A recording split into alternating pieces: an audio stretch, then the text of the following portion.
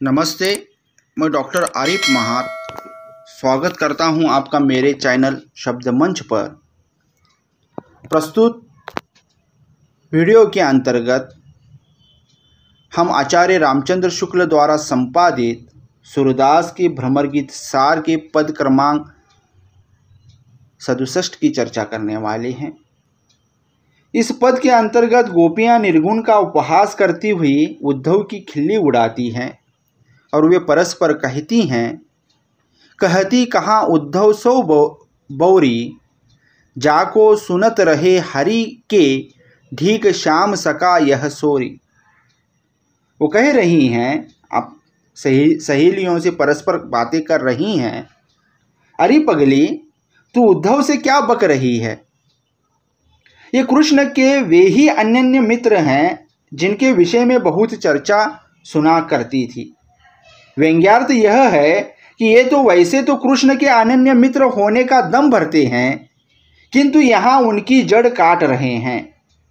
यह तेरी समझ में बात आई या नहीं कि ये हमें योगोपदेश देने आए हैं।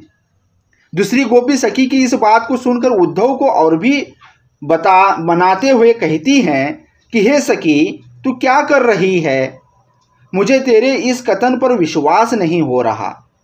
फिर वही पहली सखी कहती है कि तू इस बात पर अविश्वास मत कर, जो सज्जन होते हैं वे ही सत्कार्य कर सकते हैं।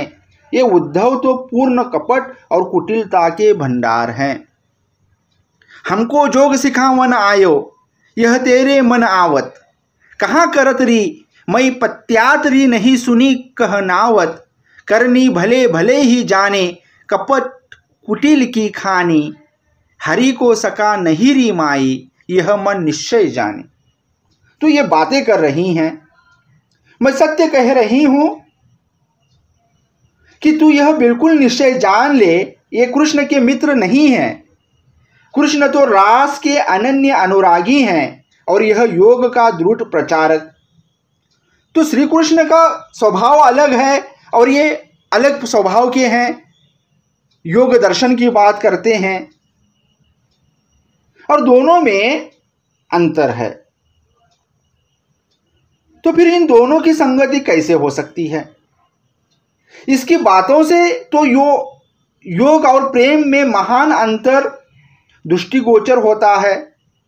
सुर कहते हैं, कहाँ रास रस कहाँ जोग जब, इतनो अंतर भाकत, सुर सबे तुम कत भई बौरी या की पति जो राखत।